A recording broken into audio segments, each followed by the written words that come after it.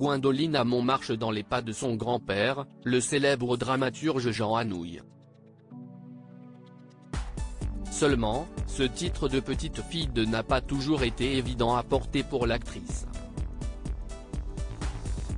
Invitée de l'émission Un dimanche à la campagne, diffusée sur France 2 ce dimanche 19 février, la comédienne s'est confiée: ce grand-père, ça a été un point.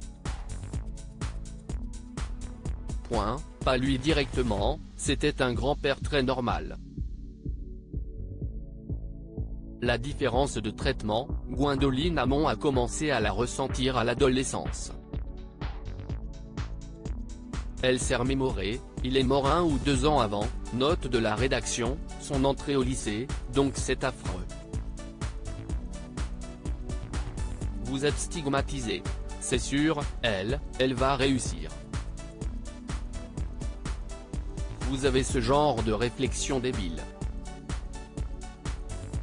Ces difficultés, la comédienne les a partagées avec Mathilde Seigner, la petite fille de Louis Seigner.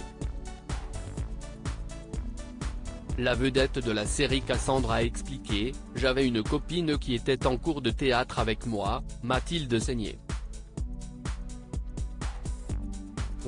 On était un peu les deux enfants du sérail. Ça me gênait.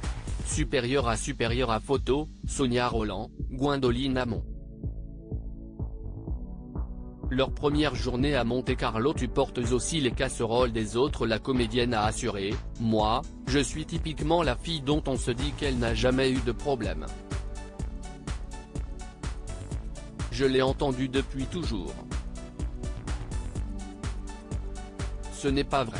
Pour exemple, elle a notamment indiqué avoir été évincée de certaines auditions parce qu'elle était la petite fille de Jean et Nicole Anouilh. Tu portes aussi les casseroles des autres, a regretté Gwendoline Amon. Nonobstant cet héritage familial, l'actrice a réussi à se faire sa place. Elle est actuellement à l'affiche de la pièce Joyeuse Pâques, mise en scène Nicolas Briançon.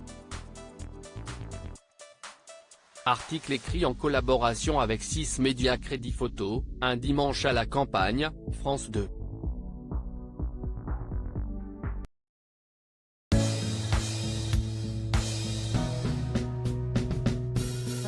there's all times through the rough times I think